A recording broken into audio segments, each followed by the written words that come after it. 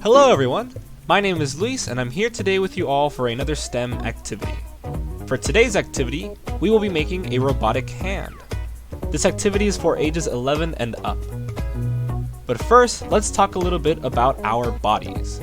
We all have a skeletal system inside of us that is made up of a whopping 206 bones.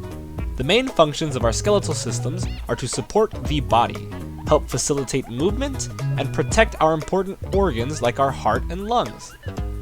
But let's zoom in a little closer to our skeletal system here and focus on our hands. Our hands might not be that big compared to the rest of our bodies, but each hand is made up of 27 bones, meaning both hands together are made out of 54 bones in total. To build our robotic hand today, we will need to learn about some of the bones in the hand. Let's start off with our phalanges. Phalanges are the small bones that make up the ends of our fingers, and there are 3 different kinds. First, let's talk about the distal phalanges. These are the ends of the bones, and we have 1 per finger, totaling to 5 distal bones we have in one hand.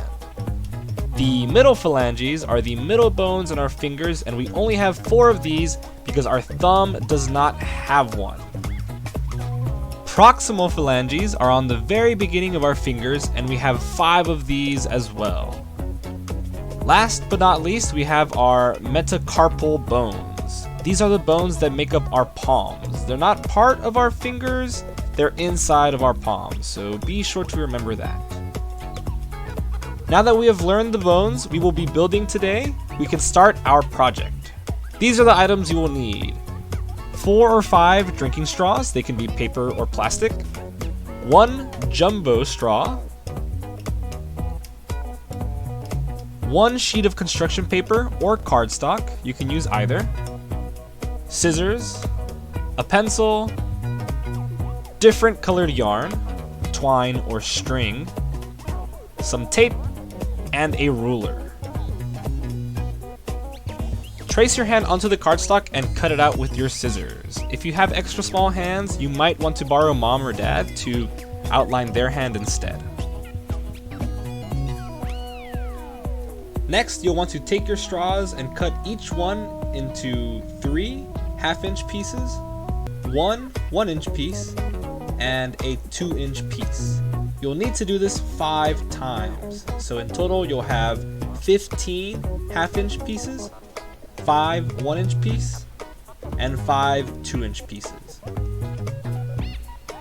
Then use your hand to mark on your cutout where your phalanges connect and make sure to fold them. Then you'll tape your straws onto the cardstock or construction paper. You want to start with all 3 1-inch pieces, then 1 2-inch piece, followed by the 1-inch piece at the end. You'll be doing this for every single finger, except for your thumb. Your thumb only has 2 half-inch pieces. After taping all of our fingers, go ahead and cut 1/2 inch piece from your jumbo straw and tape it to the very bottom center of your hand cutout. Using different yarn color for each finger, cut 5 strands of yarn into 2-foot-long pieces. Be sure to knot one end of each piece of yarn.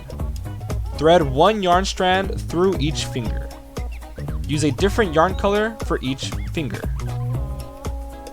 After you've done all these, make sure all the colors meet at the wrist. After we have finished, feel free to test out your hand and experiment with it. You should be able to control each finger individually with the different colored yarn. Remember, you can always try out different materials.